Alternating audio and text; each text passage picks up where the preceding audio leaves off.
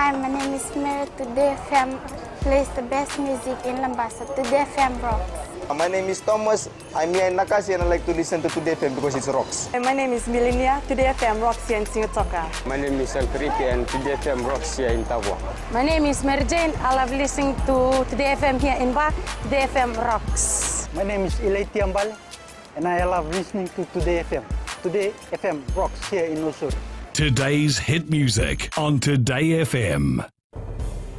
In the news tonight, more startling revelations about squatter settlements. Drug lab discovered in Nandi raid. Climate change affects Ndrambuta village. From the studios of FBC Suva, Jackie Spate. The lavish financial status and properties of those pretending to be squatters will soon be investigated by the Housing Ministry. This as residents from various squatter settlements in Suva expose the types of money-making tactics people with good incomes are carrying out within squatter communities.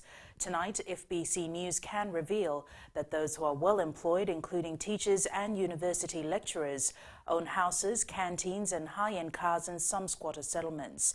Kelly Vavala reports. The Housing Ministry have identified several cases where people residing in squatter settlements are not genuine. These are people who have got properties outside and even, as you have mentioned, big businesses where they can afford to buy a property or even afford to buy a land and move out. But they're not doing that because they know for sure they'll get a piece of land. So that's why they're occupying that space. A resident who lives in one of Suva's most populated squatter settlements says the public can easily identify those who are earning well. They have good residential properties on rent in places within the Suva and Nausori corridor. Some of them are actually teachers or lecturers at universities. It's unfair when we receive assistance from government and they're also included. You can tell us apart from afar. They have Sky Pacific dishes, cars, good homes, go overseas often and even run canteens from home. Another resident says that several business owners rent out homes illegally within the settlement. There's this house in front of us that's on rent. It has 5 bedrooms and has almost 8 families living there. Rent is about $150 to $180. At the end of every month, the owner who lives in Lami comes and collects the rent. Most of them who put their houses on rent here didn't even pay anything to get the land. They just came, marked the land and started building. Housing Minister Pramila Kumar says taxpayers' money should not go towards supporting those who are well off. What we're going to do at Ministry of Housing, we will screen each and every applicant. It doesn't mean that you live there. It's guaranteed you will get a piece of land. We will be checking the financial position of that person. We will also have other mechanisms such as whistleblower policy if people come forward and tell us the details. The minister says she wants only genuine people who can't afford a home to be assisted by government, not those who are financially stable and can look after themselves well. Kelly Vadala, FBC News. The police force has made a major breakthrough with the discovery of a lab operating from an industrial area in Namaka, Nandi. Felipe Naikaso has been following the story. Felipe, what is the latest information on the suspected lab?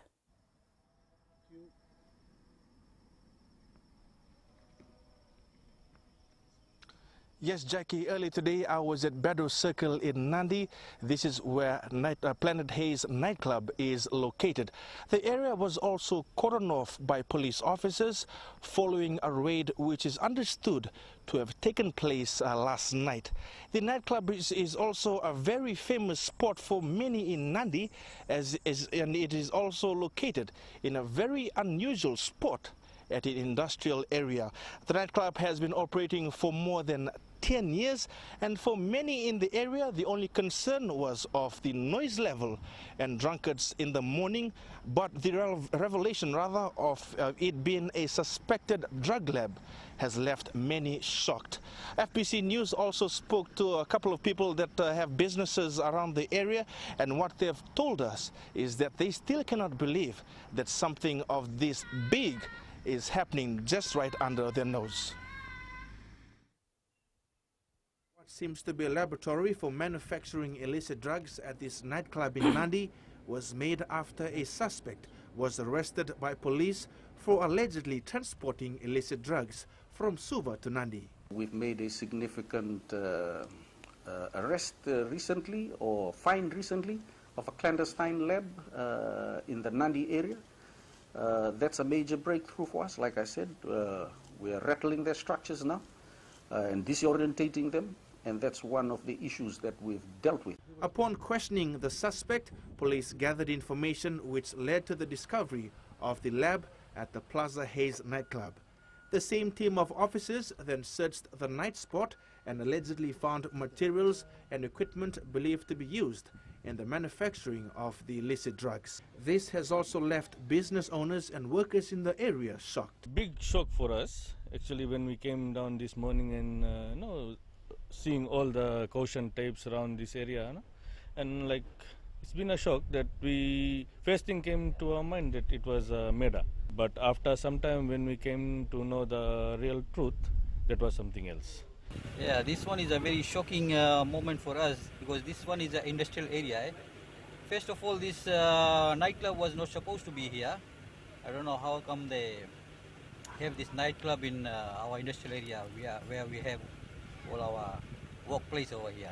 A man in his late 40s who was caught by the Nandi police is now in custody for allegedly transporting illicit drugs believed to be cocaine, methamphetamine and marijuana from Suva to Nandi. Police intercepted the vehicle he was driving at the Navo Bridge in Nandi last night and searched it. Felipe Naikaso, FBC News. Both counsels in the case of John Nikolic have waived their right to make closing submissions. Nikolic faces drug and firearms charges. It was intended that state lawyer Lee Burney would make his closing submission today. However, he informed the court that he won't be doing so. Burney said in fairness to the case he will not be making a submission due to Nikolic's position. The state adds the accused exercised his right to remain silent and further waived his right to making a closing submission. Nikolic was arrested after authorities seized 13 bricks of cocaine weighing 15 kilograms, as well as ecstasy tablets with an estimated value of $30 million from his yacht. The judge will sum up the case on Thursday next week. Climate change is fast becoming a reality, and some villages in Fiji are facing the harsh consequences by losing their homes and traditional grounds. Drambuta village in the interior of Navosa is a classic example, where some houses are almost submerged by the sand. Ali Kimbia reports. Seeing the wrath of Mother Nature in the village of Drambuta in Navosa first, the infrastructure minister says he was shocked. It's quite a bit shocking to see the extent of the damage here. We saw that some houses were almost submerged by the sand, but I'm glad to hear that the government agencies have been here. During his visit, Usumate held a Talano session with the villagers who voiced their concerns and fear.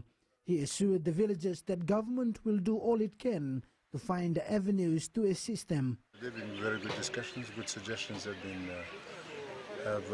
discussed about the road, what needs to be done about the road, about the water sources. We also talked about need for housing. Some of the houses may need to change, but that's something that needs to be discussed. Usamate says they will have to look at some of the long-term measures as the inundation of sand has really affected the villages. Ali Kimbia, FBC News. A survey result from 2011 has revealed an increase in obesity by 8.5% since 2002, with an estimated 32.1% of adults reported obese. Health Minister Dr. Ifiremi Wangai-Nambete says this is a bad situation and a slow-motion disaster. Felipe Naikaso has more. Making the revelations during a forum in Nandi this morning, the health minister says the increasing rate of childhood obesity poses an urgent and serious challenge. And there's a lot of evidence to suggest that children who struggle with overweight and obesity when they are young continue to struggle with weight issues when they become adults. There's also evidence to suggest that the children who are obese and overweight when they are young, they struggle with NCDs when they are older. The survey results of the Obesity Prevention in Children project indicate high rates of overweight and obesity in adolescents aged between 13 to 15 years. It was also prevalent in children aged 11 years and below. That among the NCDs, one important risk factor is obesity, which is concerning. and progress in tackling of childhood obesity has been slow and inconsistent. We do see that it's all over the place, and most especially in the rural communities. The Pacific Ending Childhood Obesity Network will also be prioritizing collective action in 4 areas: physical activity promotion, the restriction of marketing of unhealthy foods and non-alcoholic beverages to children, physical policy intervention, and child obesity surveillance. Philip Naikaso, FBC News. Still to come, dedicated bus lane to be tested on Fiji roads and ways to tackle domestic violence discussed. Details after the break.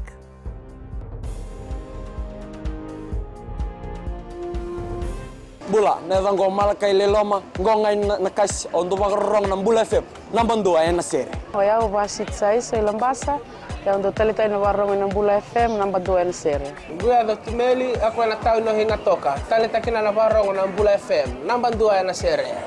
Wala tunga ng Bula FM, namban 2 na sere naman. Nevang go fani na tao ne ngo singa toka, kita untuk talita ka ng Bula FM, namban 2 na sere. Bula FM, namban 2 na sere.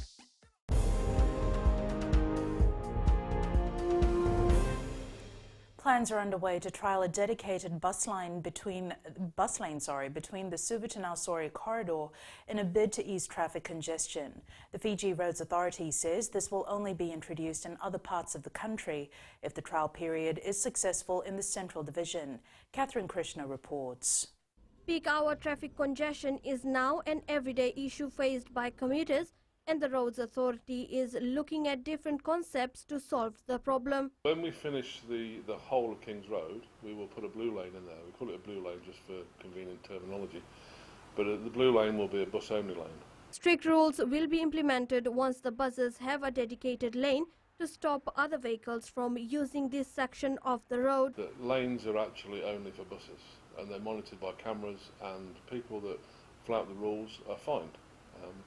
It's a very good scheme, and it's used all over the world to great success. The Chief Executive says they are working with relevant authorities in this regard. And we've got a lot of support from LTA. They're keen on the idea as well, and we've got support from the police. The initiative is being hailed by the Fijians. I think it's a very practical idea, and I think it will help with a lot of traffic congestions. I think so. It's a good idea. So because early morning when people travel from Nausori to Suva, they always are stuck in big queues. I think it's a good idea. It will help that traffic flow. This initiative will be rolled out in 18 months, and will it be a success? Only time will tell. Catherine Krishna, FBC News. 64% of women in the country have experienced some sort of violence. The Ministry of Women and Children says 1 in every 3 women have been beaten, coerced into sex, or otherwise abused in her lifetime. Kelly Vavala reports. These participants, who were part of the gender-based violence training in Singatoka, have been reminded about Fiji's National Development Plan, which emphasizes on empowering women to reach their full potential. We find that gender and social inclusion are very key components of the National Development Plan. Unless and until we tackle violence against women, unless we learn and unlearn and relearn on gender, on violence against women, and also human rights, only then we can move forward as a nation. FWCC coordinator Shamima Ali says violence against women is a violation of human rights. But we will make it as good and peaceful as possible, so we can all walk out of here on Friday singing the same song of human rights, of ending violence against women, and women living a life without violence. When we go to international forum, whatever it is, we do not want to be labeled as a country that has violence against the women and children, violence against the vulnerables, violence against the people that matters most. The ministry says it is committed to working with all government agencies to prioritize women's right to safety, freedom and access to leadership and decision-making. Kelly Badala, FBC News. The Suva High Court has issued a bench warrant against a man facing an aggravated robbery charge. Matayasi Navungona failed to appear in court this morning. The state pointed out that Navungona has not appeared in court for 2 sittings. The accused is jointly charged with Sailosi Tuvudi with 1 count each of aggravated robbery. It's alleged that Navungona and Tuvudi robbed 3 people with assorted items worth $1,900 in Asinu last April. The case has been adjourned to the 7th of next month. Fiji's permanent representative to the United Nations, Nazat Shamim Khan, says her team in Geneva will have to work harder this year. This after Ambassador Khan was elected as the new Vice President of the UN Human Rights Council. Fiji is one of 18 countries on the UN Human Rights Council in October, a 3-year term that will run until 2021. Khan says she will be chairing a lot of meetings on which will include the Universal Periodic Review of other countries. She says her team will have to provide backup to Fiji's national delegation so that she can chair the council sessions. To ensure that the work of the Council is more efficient, that the organizational structure is such that all member states find that they can have an adequate and visible voice and presence. So it is very important. It's an opportunity to really lead on a mechanism of the United Nations which promotes global human rights. It's a great test of our ability to succeed on an international platform. The members of the Public Accounts Committee from around the region are gathered in Suva to look at ways to improve their work. More than 30 participants will be sharing information that is vital to enhancing technical skills and developing capacity for effective financial scrutiny. Savara Tambor reports. The parliamentary speaker believes the most effective way in which the Public Accounts Committee can perform in every jurisdiction is by exchanging information. In order to succeed, to have the means to exchange information and ideas, to enable them to keep up to date with important developments, changing standards, and best practices as they emerge. We'll try and adopt some of the ideas and practices that will improve how we operate our Public Accounts Committee. We are very privileged, especially to learn and know about the status and the work of public accounts in the Pacific. The Parliament Programme Manager Ann Burt highlighted some of the challenges faced by the committee. Challenges range from kind of lack of resources, lack of staff, not having the right training. The 2-day workshop is the first of its kind in the region, and participants are expected to share their experiences and also taking part in exercises to improve information exchange and resource capacity. Sabira Tambua, FBC News. Coming up in sports later with Jamie, Vodafone Arena facelift taking shape, but first Rachel is here now with business. Thanks, Jackie. Good evening, and coming up after the break. Traders penalised for FCCC Act breach. And ongoing Fiji discussions to rebuild QVS dormitory underway. Stay with us.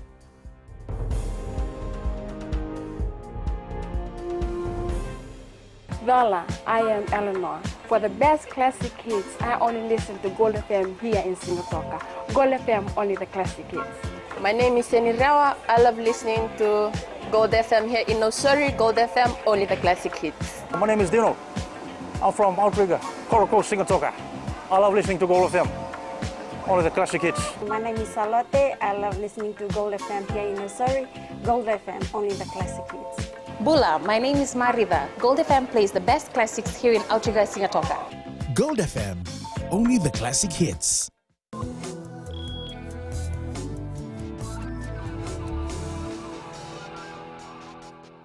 Leading business tonight, 24 traders have been charged by the Fijian Competition and Consumer Commission so far this year for breaching provisions of the FCCC Act. 21 of them are from the Central Division, 2 from the Western and 1 from the Northern Division. Amongst the charges laid were engaging in unethical conduct, accepting payment and failing to supply as ordered, deceptive conduct, false and misleading representation, failing to display prices on price-controlled and non-price-controlled goods, overcharging, failing to keep proper records, and failing to furnish information.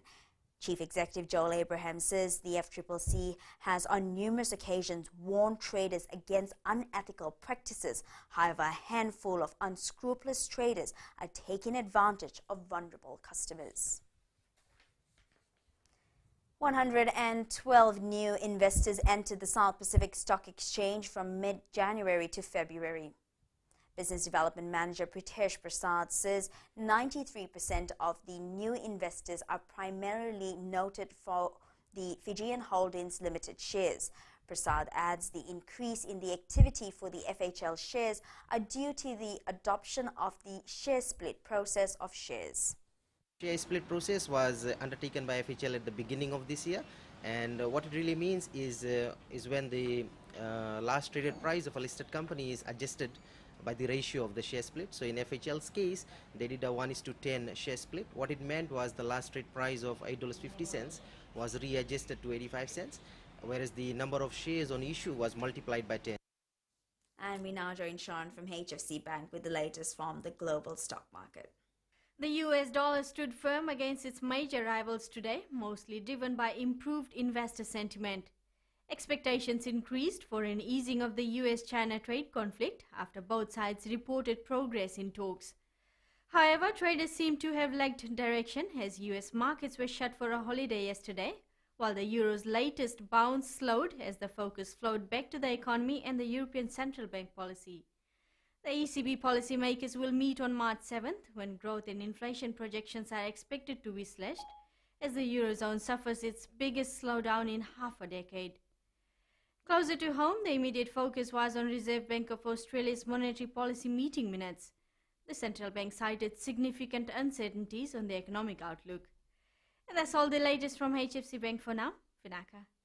Thanks, Sharon. On to the exchange rates as it was set this morning. The Fijian dollar gained against the currencies of our three major trading partners, Australia, New Zealand and Japan, but showed some minor slippage against the other currencies we cover. Taking a look at the commodities market, prices gaining more than $1 yesterday. Oil prices gained only 2 cents today, closing at just under $56 per barrel. Gold was up more than $2 at $1,226 per ounce, and silver closed down slightly at $15.79 an ounce.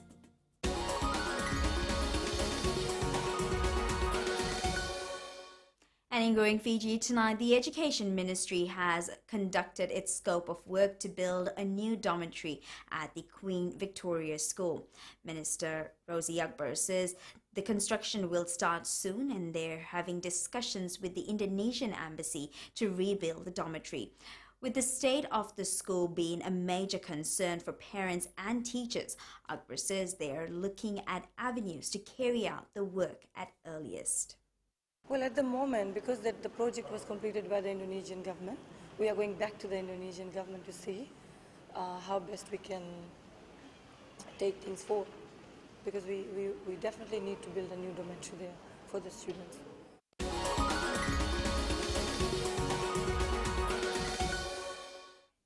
And that's a wrap from the business desk for tonight. Jamie joins you now with all the very latest in sports. Thanks and good evening. Up ahead in sports. And the Dakambao School to field a number of new athletes this year.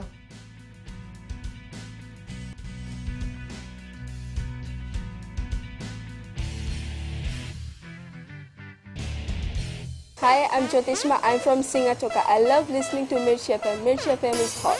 Mirchi FM is #1. I'm Charlene Robert. Mirchi FM rocks in Lambasa. I'm Soname Nasori Jackson. Mirchi FM is hot. My name is Raymond Dutt. I'm in Baba Singh Alliance. Mirchi FM is hot in Lambasa. I'm Pritika from Jax Nasori. I love listening to Mirchi FM here in Nasori. Mirchi FM is hot.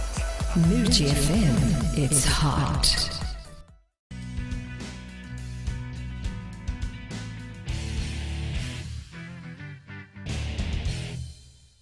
The Fiji Airways Men's 7 squad is training this week under conditions close to what they will face in the next leg of the series. Some training sessions have been scheduled in the evening under floodlights at Lawanga Park in Singatoka in preparation for evening matches at the Las Vegas and Vancouver Sevens tournaments. Coach Gareth Babe is expected to name his final 13-member squad on Thursday. The Fiji National Sports Commission is expanding the development of its facilities as part of its preparation to host major international tournaments. Chair Peter Mazie says the upgrade also targets economic growth in terms of sports tourism. He adds the Vodafone Arena is getting a facelift in preparation for the World Junior Weightlifting Championship this year, as well as other upcoming tournaments. No longer a one-room event, so you'll see there we're building on to the Vodafone Arena 2 more indoor courts. And that is also for netball, so there's a full international court being built onto the arena, which will be indoors. Expect some new faces for Andi Dakambao School at the Triple N Zone Athletics meet next month. The school's athletics coach, Antonio Ramboiliku, says a large number of their gold medalists from last year have left the school, and while they will be fielding some new talent this year, the goal to win is still the same. Meli Tabanga has more. Defending champions ACS will be banking on its new athletes to fill the shoes of departing gold medalists. Most of the athletes have left, and because of the change in the grades, now it's a totally new team. But we are hoping and we are praying that this year Kokolo Games we will be able to fill the best that we have. Coach Ramboiliku says they're trying to field as many quality athletes as possible at the Triple N meet. We will have to maximize the numbers where we take in for Triple N. Then from there, the ones that qualify for the Kokolo Games will come through. Then come the Kokolo Games and we'll look at how or what we can do to defend our cup. After winning 40 gold in last year's Triple N, ACS is planning to grab even more gold medals at next month's meet. Just to better our performance, that is our main aim for the Triple N zone. Is to better performance and then in preparation for the course. The Triple N zone meet takes place at ANZ Stadium on the 8th of next month. Meli Tabanga, FBC Sports. Fiji-born Wellington Phoenix star striker Roy Krishna will join the Fiji football side for test matches against New Caledonia and Mauritius next month. He's available for Fiji versus Mauritius match, but he'll probably not play the first match because a day before he plays a very tough match for Phoenix, Australia. So, but he will be with the team when they take on Caledonia and Suva. Fiji Airways flying Fijians fly half Alivereti Veitokani has been making headlines in the English Rugby Football Union Championship since his debut for London Irish. Veitokani put on quite the performance for the Irish in their 52-22 win over Coventry over the weekend, which saw him earn the Man of the Match award. The 26-year-old showcasing his abilities in both attack and defense. The most successful current Super Rugby coach is staying with the Crusaders. Scott Robertson has confirmed his coaching plans, announcing he has recommitted to the Crusaders and New Zealand Rugby for the 2020 and 2021 seasons. The Waratahs have dodged the bullet with veteran prop Sekope Kepu declared available for their trip to Japan to play the Sunwolves on Saturday. Struggling former All Black Julian Savea says he will be putting all the negativity behind him and will continue to train with Toulon despite an outburst from the French club's owner.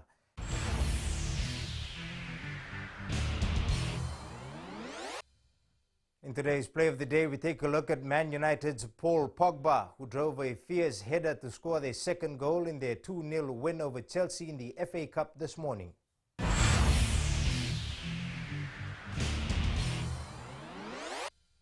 That's it from Sports Tonight. Angie joins you later on with weather. And if you've played Pictionary before, you'll want to check out the high-tech version of the game in new media. That's right after the break.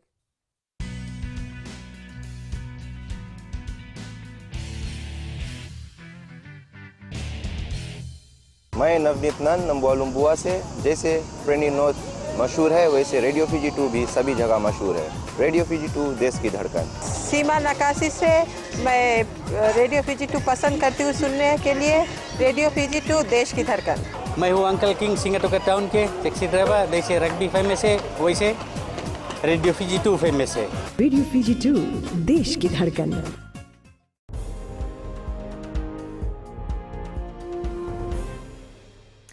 In new media, Pictionary is Mattel's new twist on the classic game. This augmented reality version has you drawing in the air instead of on paper. It's weather time now with Angie.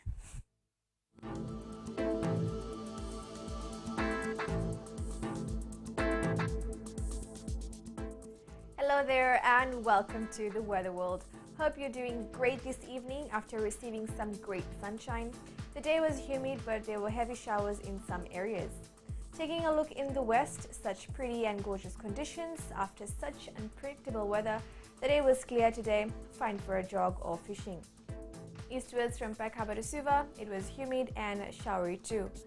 And up north, sunny spells were quite comfortable, perfect for your holiday, but let's brace ourselves for some intensive rain. At sea, southeast winds gusting 20 to 25 knots, moderate to rough seas. For the tides, high tide at 6:17 a.m. with low tide at 12:44 a.m. Sunrise at 6:02. For tomorrow, rain scheduled for half day with the possibility of clear conditions for the morning period. Tomorrow's temps mostly ranging in the low 30-degree range. And looking further on to Thursday, nothing serious, light drizzles will be around. And that's all from the FBC Weather World. Jackie. Thanks so much for that, Angie. In Fiji and Pulse tonight, we asked, what are you doing to protect yourself from this heat?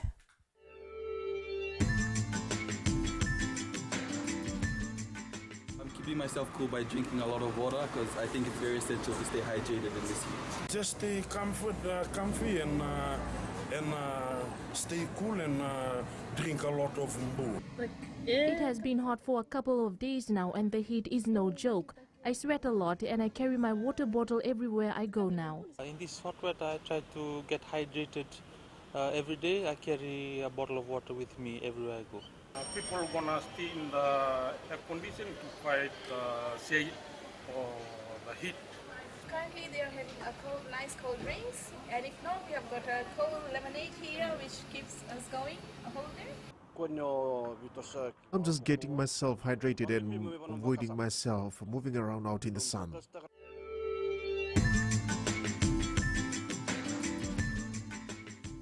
In the world of the weird and the wonderful, as a group of medical professionals in the UK start the day off right with dancing. Recapping the main stories for tonight, more startling revelations about squatter settlements, drug lab discovered in Nandi raid, and climate change affects Ndrambuta village. Now for these stories and others, you can tune in daily to our sister radio station Gold FM. To our poll question segment this week, we're asking, do you think an environmental hotline will reduce damages to our environment? Visit our FBC website to answer. Before we go, our shot of the day. Taken in Diumba, a place described as one of the favourite picnic spots, sent in by Shiv from Lalvala Beach. Remember, you can send us newsworthy pictures and videos on email fbcnews@fbc.com.fj or share it with us via Facebook page FBC News. You can also follow and tweet us your news tips at FBC_news or simply hashtag FBC News. That was your FBC News for tonight. From the team and I, good night.